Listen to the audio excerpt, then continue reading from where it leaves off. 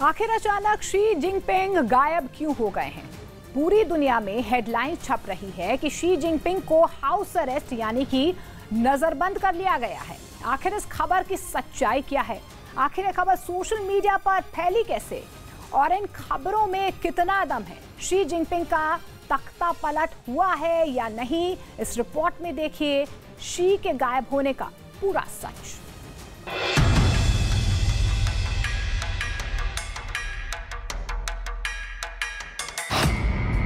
क्या Xi Jinping नजरबंद हो गए हैं?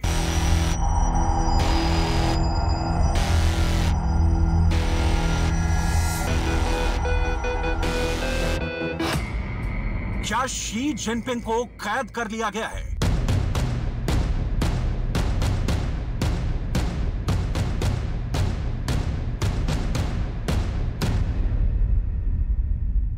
ये वो सवालिया निशान है जिसके जवाब पर दुनिया में बहुत कुछ निर्भर करता है। पुतिन ने अपने खुफिया विभाग की पूरी ताकत बीजिंग में झोंक दी है। अमेरिका की इंटेलिजेंस एजेंसी CIA चीन से पल पल की अपडेट ले रही है। चीन के अंदर मौजूद ISI के जासूस बीजिंग में हो रही हर हरकत पर नजर रखे हुए हैं। आखिर चीन के अंदर ऐसा क्या हो रहा है? क्या वाकई में शी जिनपिंग की कुर्सी जा चुकी है? पाकिस्तान में अलग कोहराम मचा हुआ है क्योंकि उनके आकाश शी जिनपिंग का कुछ पता नहीं चल रहा है। ये शी जिनपिंग की कजाकिस्तान के दौरे की तस्वीरें हैं। यही शी जिनपिंग की वो आखिरी तस्वीरें हैं जो सार्वजनिक रूप से दुनिया के सामने आई हैं। इसके बाद शी जिनपिंग मीडिया में नजर ही नहीं आ रहे। आखिर शी जिनपिंग कहां गायब हो गए? यही सबसे बड़ा सवाल बना हुआ है। अगर शी जिनपिंग का तख्ता पलट हो चुका है तो आखिर इस तख्ता पलट के पीछे कौन है? कौन है 105 साल के सोंग पेंग, जिनको शी जिनपिंग के तख्ता पलट के पीछे असली मास्टरमाइंड माना जा रहा है? क्यों शी जिनपिंग को लेकर पूरी दुनिया में खलबली मच गई? सब कुछ हम आपको बताने वाले हैं। शी जिनपिंग समरकंद में SCO की बैठक के लिए पहुंचे थे और उस वक्त उन्हें जरा सा भी अंदाजा नहीं था कि भविष्य में उनके साथ क्या होने वाला है।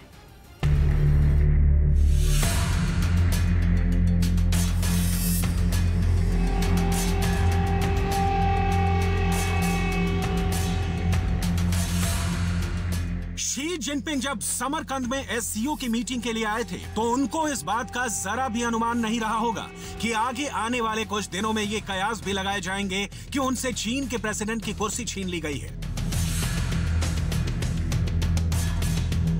शी जिनपिंग का स्वागत कजाकिस्तान में बहुत धूमधाम से किया जा रहा था, लेकिन शी जिनपिंग की नजर उस वक्त भी बीजिंग पर बनी हुई थी।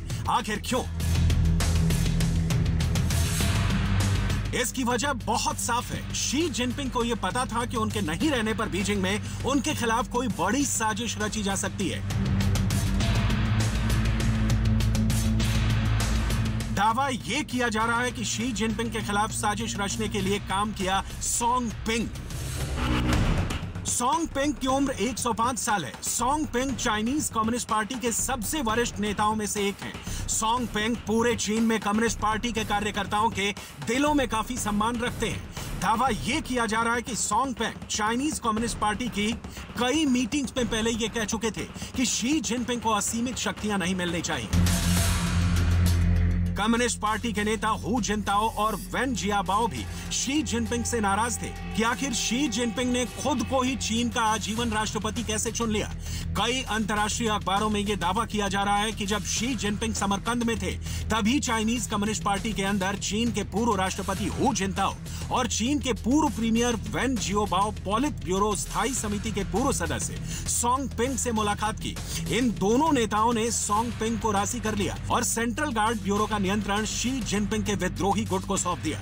सेंट्रल गार्ड ब्यूरो चीन का एक विशेष संगठन है जो चीन के अंदर जिनपिंग, उनके परिवारों, कम्युनिस्ट पार्टी के बड़े नेताओं और चीन में मौजूद महत्वपूर्ण विदेशी गणमान्य व्यक्तियों की सुरक्षा के लिए जिम्मेदार होता है।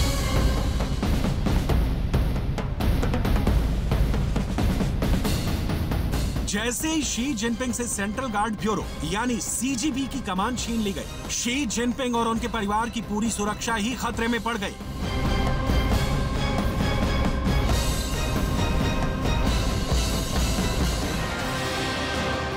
जैसे ही शी जिनपिंग का सुरक्षा कवच हटा, फौरन कम्युनिस्ट पार्टी के पॉलिट ब्यूरो की स्टैंडिंग कमेटी ने शी जिनपिंग की सैन्य ताकतें छीन ली। पॉलिट ब्यूरो की स्टैंडिंग कमेटी में इस वक्त 7 सदस्य हैं। शी जिनपिंग इस समिति के पहले मेंबर हैं। यहाँ फैसला 4-3 से होता है, लेकिन जिनपिंग की नामौजूदगी में ही फैसला ले लिया गया और इसी समिति ने शी जिनपिंग की सैन्य शक्तियां छीन ली। यानी अंतर्राष्ट्रीय अखबारों के दावे के मुताबिक चीन के अंदर शी जिनपिंग पर 2 तरीके से प्रहार किए गए।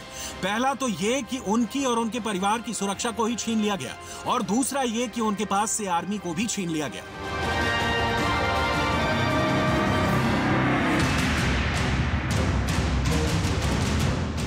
दरअसल चीन की सेना यानी पीएलए को एक कमेटी चलाती है जिसका नाम है central military commission. Xi Jinping इसी सेंट्रल मिलिट्री कमीशन के चेयरमैन है। यानी शी जिनपिंग चीन की सेना के सुप्रीम कमांडर की तरह है। लेकिन अंतर्राष्ट्रीय अखबारों के दावे के मुताबिक जैसे ही शी जिनपिंग से सेना को आदेश देने का अधिकार छीन लिया गया, वैसे ही जिनपिंग की ताकत चीन में खत्म हो गई। दूसरी तरफ समरकंद के अंदर शी जिनपिंग को बीजिंग से पल पल की खबर मिल रही थी और जैसे ही उन्हें इस बात का पता चला कि उनकी सैन्य शक्तियां छीन ली गई हैं, वो फौरन बीजिंग के लिए रवाना हो गए।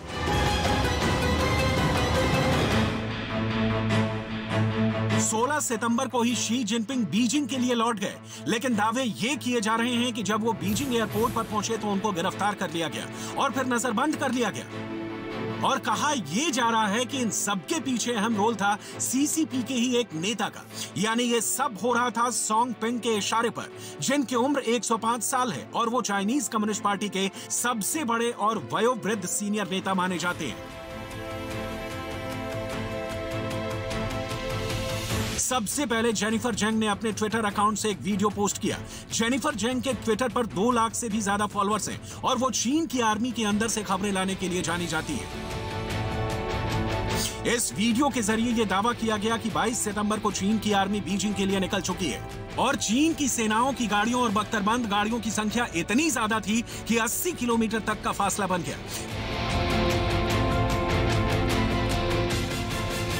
जेनिफर जोंग ने यही वीडियो अपलोड किया है। यह कुल 55 सेकंड का वीडियो है जिसमें चाइनीज आर्मी के जवानों की 35 से ज्यादा गाड़ियां देखी जा सकती हैं।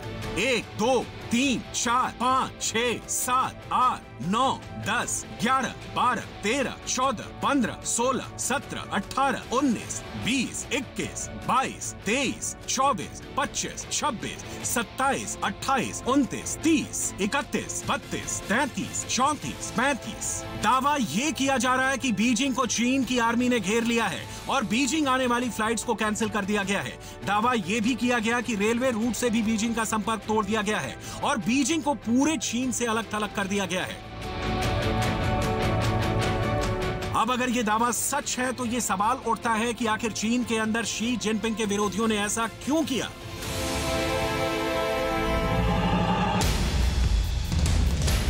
कहा यह जा रहा है कि पूरे चीन से शी जिनपिंग के समर्थन में बड़ी संख्या में सपोर्टर्स बीजिंग पहुंचने की तैयारी कर रहे थे और यही वजह है कि चीन की आर्मी ने पूरे बीजिंग को अपने कंट्रोल में लेकर जबरदस्त नाकेबंदी कर दी ताकि जिनपिंग का कोई भी समर्थक बीजिंग के अंदर एंट्री ही ना कर सके।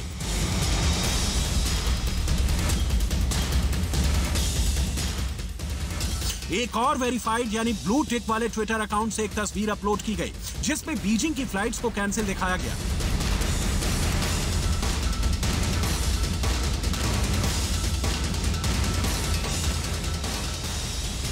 कहीं यह दावा किया गया कि बीजिंग में करीब 60% फ्लाइट्स को कैंसिल कर दिया गया है, तो कहीं यह दावा किया गया कि 5000 से ज्यादा फ्लाइट्स कैंसिल कर दी गई हैं।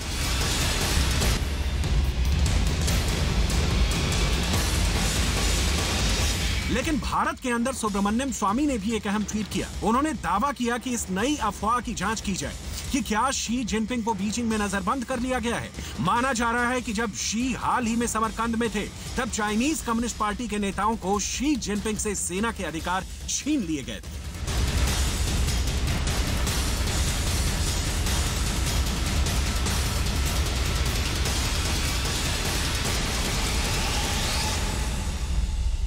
वैसे शी जिनपिंग अपने राजनीतिक विरोधियों पर भ्रष्टाचार के आरोप लगाकर उन्हें जेल भिजवा रहे थे। शी जिनपिंग के विरोधी रहे चीन के एक पूर्व न्याय मंत्री को भी हाल ही में सजा सुनाई गई थी।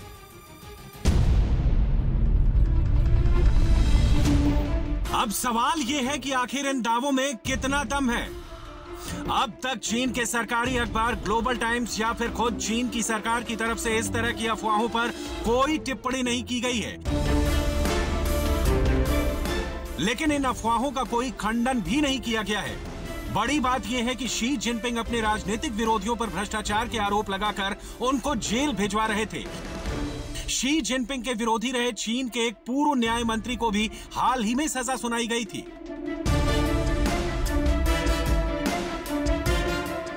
अगर हम चीन के घटनाक्रम पर लगातार नजर रखें तो साफ जाहिर होता है कि शी जिनपिंग राजनीतिक विरोध को झेल रहे थे।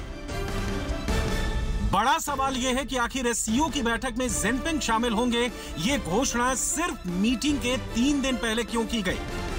इसका मतलब साफ है कि जिनपिंग अपने विरोधियों के डर से असमंजस में थे कि बीजिंग के बाहर विदेशी दौरे पर निकले या फिर नहीं। समरकंद के पहले शी जिनपिंग ने अपना आखिरी दौरा साल 2020 में म्यांमार का किया था, लेकिन उससे पहले 600 दिनों तक शी जिनपिंग चीन के बाहर किसी विदेशी दौरे पर नहीं गए थे। उस वक्त कयास लगाए जा रहे थे कि क्या जिनपिंग बीमार थे, जो वो 600 दिनों तक एक भी दौरे पर नहीं गए। इससे ये भी अनुमान लगाए जा सकते हैं कि क्या उस वक्त भी जिनपिंग अपने तख्ता पलट के डर से ही बीजिंग नहीं छोड़ना चाहते थे। तो सवाल यह है कि आखिर इस वक्त बीजिंग में ताकत किसके पास है। कई अखबारों में यह दावा किया जा रहा है कि अब ताकत ली किया ओमिंग के पास है, जो चीन की सेना के ही एक जनरल हैं और उन्होंने ही बीजिंग की घेराबंदी की है। दूसरी तरफ कई अखबारों में ये भी दावे किए जा रहे हैं कि वेन जियाबाओ और हू जिनताओ के हाथ में इस वक्त चीन की असली ताकत है। फिलहाल किसी आधिकारिक घोषणा तक पूरी दुनिया की नजरें बीजिंग पर ही लगी हुई हैं। खबर उत्तर प्रदेश से लेते हैं। उत्तर प्रदेश के गाजीपुर में बीएसए का एक स्कूल में टॉयलेट की सफाई करने का वीडियो वायरल हो गया। स्कूल में निरीक्षण करने पहुंचे बीएसए को जब टॉयलेट गंदा दिखा तो वो खुद ही सफाई करने में जुट गए, जिसे देखकर लोग भी हैरान रह गए। सामने आए वीडियो में वो ब्रश से टॉयलेट साफ करते नजर आए। हालांकि इस दौरान वहां कुछ और लोग भी दिखाई दिए, लेकिन बीएसए ने खुद ही सफाई का जिम्मा उठाया और टॉयलेट की सफाई करनी शुरू कर दी। थोड़ी ही देर में उन्होंने टॉयलेट को चमका दिया, लेकिन वो यहीं नहीं रुके, बल्कि बाहर भी जब उन्हें गंदगी दिखी तो उन्होंने झाड़ू उठा ली और सफाई करने लगे। हालांकि झाड़ू लगाने में वहां मौजूद बाकी लोगों ने भी उनकी मदद की। यही नहीं, स्कूल के निरीक्षण के दौरान उन्हें जहां जहां गंदगी दिखी उन्होंने उसे साफ करवाया। साफ सफाई के बाद उन्होंने स्कूल के बने खाने को भी चखा और नीचे जमीन पर बैठकर बच्चों के साथ खाना खाया। मध्य प्रदेश के रतलाम से चौंकाने वाला एक वीडियो सामने आया है। यहाँ पर 2 चोर एक शिव मंदिर में चोरी करते दिखाई दिए, जिसका वीडियो वहां लगे सीसीटीवी कैमरे में रिकॉर्ड हो गया। सामने आए वीडियो में दोनों चोर शिवलिंग के बगल में लगी चांदी को निकालते नजर आए। सबसे पहले एक चोर मंदिर के अंदर घुसता दिखाई दिया। जैसे ही वो अंदर आया, सबसे पहले उसने वहां लगे सीसीटीवी कैमरे को तोड़ दिया। हालांकि वो उस बात से अनजान था कि बाकी जगहों पर भी कैमरे लगे हुए थे। इसके बाद दोनों ने चोरी करनी शुरू की और करीब 7 किलो चांदी निकाल ले गए। यही नहीं, वो शिवलिंग पर लटक रहे चांदी के सांप को भी अपने साथ ले गए। वहीं जैसे ही हिंदूवादी संगठनों को इसकी जानकारी मिली, उन्होंने इस पर नाराजगी जताई। चोरी की एक घटना बीते 18 सितंबर की बताई गई, जिसका वीडियो अब सामने आया। वही वीडियो सामने आने के बाद पुलिस चोरों की तलाश में जुट गई। अंकिता हत्याकांड से जुड़ी एक बड़ी खबर आपको बता दें। सीएम पुष्कर सिंह धामी के आश्वासन के बाद अंकिता भंडारी का अंतिम संस्कार कर दिया गया। पुलिस ने रिजॉर्ट मालिक समेत 3 लोगों को गिरफ्तार किया है। गढ़वाल रेंज के डीआईजी ने बताया है कि एसआईटी बना दी गई है और 1 महीने में चार्जशीट दाखिल कर दी जाएगी। इस बीच पुष्कर सिंह धामी ने कहा कि पूरे मामले में कोई ढिलाई नहीं बरती जाएगी और दोषियों के खिलाफ कड़ी से कड़ी कार्रवाई की जाएगी।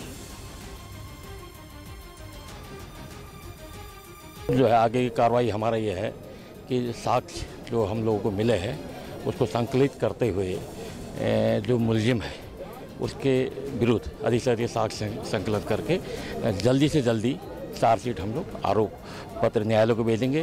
इसमें हम लोगों का फोकस ये है कि कोई भी ऐसा एविडेंस छूटने न पाए और जहाँ तक हम लोगों ने अभी तक का है एविडेंस काफ़ी कलेक्ट किए हैं और उससे हम लोग बहुत जल्दी चार्जशीट विदिन 1 मंथ हमारा एक टारगेट है। इसको हम चार्जशीट भेजेंगे।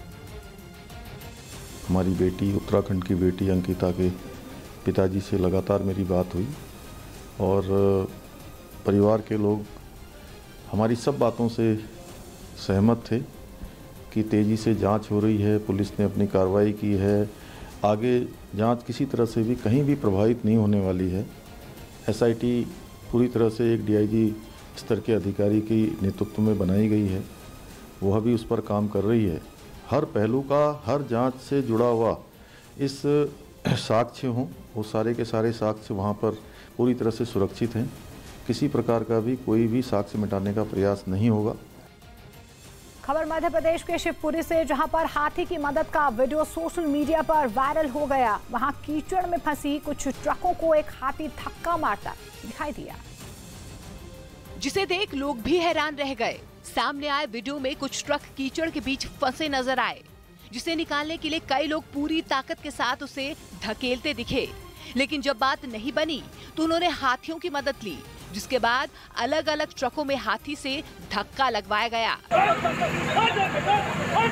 कीचड़ में फंसे ट्रकों को निकालने के लिए जैसे ही हाथी की मदद ली गई, बात बन गई, जिसके बाद ट्रकों को एक एक कर बाहर निकाला गया। बताया गया कि सिख समुदाय के 300 लोगों का एक जत्था ट्रक में बैठकर महाराष्ट्र के नांदेड़ के लिए जा रहा था, तभी उनके ट्रक कीचड़ में फंस गए थे।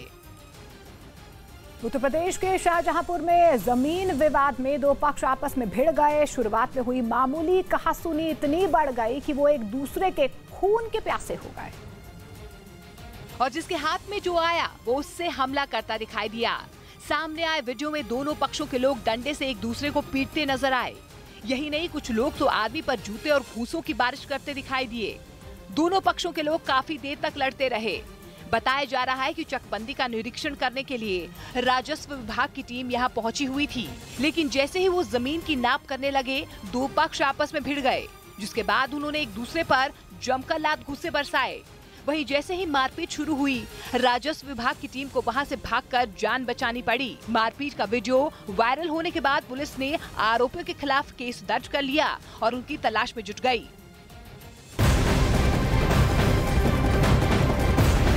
राजस्थान कांग्रेस में जारी घमासान के बीच आपको बता दें, नए सीएम पर जो घमासान चल रहा है, इस बीच गहलोत ने पर्यवेक्षकों से एक बात कही है। उनकी तरफ से कहा गया है कि गद्दार के लिए पद नहीं छोड़ूंगा। देखिए, लगातार जो है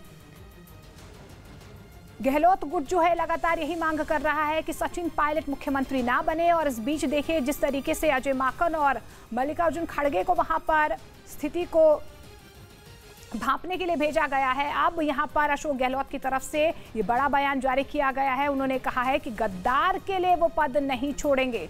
तो लगातार सियासी रशाकशी जो है राजस्थान में देखने को मिल रही है। अरुण सिंह मेरे सहयोगी हमारे साथ जुड़ रहे हैं। अरुण, क्या मायने निकाले गद्दार के लिए मैं सीट नहीं छोड़ूंगा? ये देखिए, अशोक गहलोत इससे पहले भी इस तरीके के इशारे कर चुके हैं। देखिए, 1.5 साल पहले न्यूज़ 18 से बातचीत में ही उन्होंने पहली बार सचिन पायलट के लिए गद्दार शब्द का इस्तेमाल किया था। एक बार फिर उन्होंने पर्यवेक्षकों से यही बात कही है कि सचिन पायलट ने उनकी सरकार को गिराने में कोई कोर कसर नहीं छोड़ रखी थी। उन्होंने अपने बलबूते मैनेजमेंट के जरिए सरकार बचाई है। तो उनका साफ कहना है पर्यवेक्षकों से कि सचिन पायलट को मुख्यमंत्री बनाया जाना किसी भी तरह से उनको मंजूर नहीं है, न विधायकों को मंजूर है। अगर आप अशोक गहलोत को मुख्यमंत्री पद से हटाते हैं तो या तो उनके समर्थक को बनाइए, अगर उनके समर्थक को नहीं बनाते हैं तो सचिन पायलट भी नहीं बनेंगे। कोई ऐसा व्यक्ति बना दीजिए 102 विधायकों में से जो सचिन पायलट के खेमे का ना हो और अशोक गहलोत के खेमे का ना हो। आलम यहां तक है कि जो केंद्रीय पर्यवेक्षक आए थे, या अजय माकन और मल्लिकार्जुन खड़गे, वो विधायकों से एक एक करके बात नहीं कर पाए। विधायक दल की बैठक नहीं हो पाई और कुछ ही विधायक उनसे मिलने आए। मजबूरन अब इन पर्यवेक्षकों को दिल्ली लौटना पड़ेगा। सोनिया गांधी के पाले में अब गेंद गई है, वो क्या फैसला लेती हैं, क्या करती हैं, ये देखने वाली बात होगी। लेकिन एक बात साफ है कि अशोक गहलोत ने वीटो लगा दिया है और अब सचिन पायलट को मुख्यमंत्री के रूप में देखना नहीं चाहते। अब उन्होंने अंदर खाने अपने विधायकों को निर्देश दे दिए हैं कि नवरात्रि का बहाना बना के आप जयपुर से बाहर भी निकल सकते हैं, चाहे तो पर्यवेक्षकों से मिलने की जरूरत नहीं है। पोजीशनिंग साफ कर दी है उन्होंने अपनी कि सचिन पायलट को अब आप किसी भी कीमत पर मुख्यमंत्री नहीं बना सकते। इस बीच जो सबसे बड़ा पेच फंसा है वो ये कि गहलोत के जो समर्थक विधायक हैं वो कह रहे हैं जल्दबाजी की बात है। यहाँ पर सीधी चुनौती जो है अशोक गहलोत आला कमान को देते हुए नजर आ रहे हैं। शुक्रिया। छत्तीसगढ़ के गरियाबंद में एक शिक्षक को शराब पीकर स्कूल पहुंचना महंगा पड़ गया। शिक्षक की लोगों ने जमकर खबर ली। और उसे स्कूल से घसीटते हुए गांव में ले गए। सामने आए वीडियो में कई लोग उस टीचर को जबरदस्ती धक्का मारकर खींचते दिखाई दिए। यही नहीं, जब वो नहीं माना तो लोगों ने उसे उठा लिया, जिसके बाद वहां हाई वोल्टेज ड्रामा शुरू हो गया। तुम लोग के नाम से। हालांकि इस दौरान वो लगातार माफी मांगता रहा, जिसके बाद लोगों ने उसे नीचे उतारा। आरोप है कि टीचर कुछ दिनों से लगातार शराब पीकर स्कूल आ रहा था। लोगों ने उसे लाख समझाने की कोशिश की, लेकिन वो नहीं माना, जिसके बाद लोगों ने उसे सबक सिखाया। विपक्ष के साथ महागठबंधन बनाने में जुटे बिहार के सीएम नीतीश कुमार पर उत्तर प्रदेश के उप मुख्यमंत्री केशव प्रसाद मौर्य ने निशाना साधा है। उन्होंने कहा कि अगर नीतीश कुमार लोकसभा का चुनाव उत्तर प्रदेश से लड़ेंगे तो उनकी जमानत जब्त हो जाएगी। सोनिया गांधी, नीतीश कुमार और लालू प्रसाद यादव की दिल्ली में हुई मुलाकात पर डिप्टी सीएम ने कहा कि 2024 में पहले से ज्यादा सीटें हम जीतेंगे।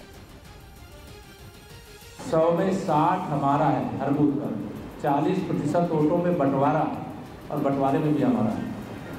इसलिए 2014-2019 में जितने सांसद हमारे जीते थे, 2024 में उससे ज़्यादा जीतेंगे। जमानत जब्त हो जाएगी नीतीश कुमार जी की। और बिहार में आपको अगर याद हो, 2014 का लोकसभा चुनाव बिना मोदी जी के चेहरे के लड़े थे। नीतीश जी के चेहरे के दम पर केवल 2 सांसद उनके जीते थे। तो उनकी हैसियत 2 सांसद की बिहार की जनता ने बना करके रखी है। इससे भाजपा के साथ गठबंधन में उनका कद बड़ा रहता है। अब जहां उन्होंने गठबंधन किया है उनका क्या होगा हाल, वो तो 2024 में पता चलेगा। मध्य प्रदेश के मुख्यमंत्री शिवराज सिंह चौहान का अलग अंदाज देखने को मिला है। झाबुआ में एक रैली के दौरान सीएम शिवराज सिंह चौहान सिर्फ नेताओं के लिए लगे टेंट को देखकर नाराज हो गए और उसके बाद तुरंत टेंट हटाने के निर्देश दे दिए गए। सीएम शिवराज सिंह चौहान जैसे ही संबोधन के लिए मंच पर आए तो उन्होंने देखा कि जनता कड़ी धूप में बैठी थी, जिसके बाद नेताओं के लिए लगे टेंट को सीएम शिवराज सिंह चौहान ने हटाने के लिए कहा। के पीछे और जनता धूप में बैठी है, ये टेंट भी हटा देते ना। इसके बाद मंच से नीचे आकर सीएम धूप में खड़े हो गए और सभा को संबोधित करने लगे। यहाँ सीएम ने भ्रष्ट अधिकारियों पर तुरंत एक्शन लेने की बात कही। सीएम नगरीय निकाय चुनाव में प्रचार के लिए झाबुआ पहुंचे थे। छत्तीसगढ़ के कवर्धा से हैरान करने वाला मामला सामने आया है। यहाँ पर एसपी के नाम पर फेसबुक क्लोन आईडी बनाकर हैकर्स पैसा मांग रहे थे। कवर्धा के एसपी लाल उमेद सिंह के नाम पर फेसबुक क्लोन आईडी बनाकर हैकर्स लोगों से फ्रॉड कर रहा था। हैकर्स ने फेसबुक का क्लोन बनाकर लोगों से पैसे की मांग की। इस बात की जानकारी होने के बाद एसपी लाल उमेद सिंह ने लोगों से पैसा नहीं देने की अपील की। किसी के द्वारा मेरा फेसबुक अकाउंट फर्जी आईडी क्रिएट किया गया और उसमें कुछ दोस्त उनके साथ में संपर्क किया गया, उनसे कुछ पैसे मांग किए गए। वही पुलिस बैंक अकाउंट के जरिए आरोपियों की तलाश में जुट गई है। इस प्रकार से क्लोन आईडी बनाकर पैसे मांगने का ये कारनामा कोई नया नहीं है, लेकिन कई लोग अभी भी ऐसे हैं जिन्हें इस बात की जानकारी नहीं होती और वे झांसे में आकर पैसे दे देते हैं और बड़ी ठगी का शिकार हो जाते हैं। बिहार के मुख्यमंत्री नीतीश कुमार और आरजेडी अध्यक्ष लालू प्रसाद यादव ने दिल्ली में कांग्रेस अध्यक्ष सोनिया गांधी से मुलाकात की है। इस दौरान 2024 के आम चुनावों में बीजेपी का मुकाबला करने के लिए विपक्षी दलों को एकजुट करने की रणनीति पर चर्चा हुई। बैठक के बाद नीतीश कुमार ने कहा कि देश के अनेक दलों को एक होना होगा और देश के लिए काम करना है। तो वहीं लालू प्रसाद यादव ने कहा कि हमने बीजेपी को बिहार से विदा कर दिया है, अब देश से उनकी विदाई की बारी है। उन्होंने कहा कि देश को बचाना है तो बीजेपी को हटाना है, उसके लिए हम सभी को एक साथ आना होगा।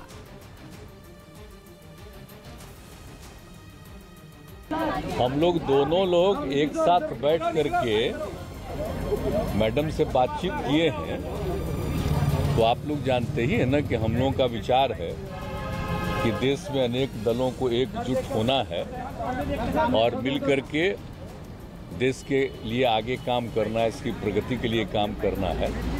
तो इन सब चीज़ों पर हम लोग बातचीत कर रहे थे और उनकी तो है ही, लेकिन अब वही है कि अभी कोई चीज़ के बारे में एक बात है कि उनके यहाँ तो अपना पार्टी का अध्यक्ष का चुनाव वगैरह है, वो सब के बाद ही फिर फाइनली वो कहेंगी कुछ।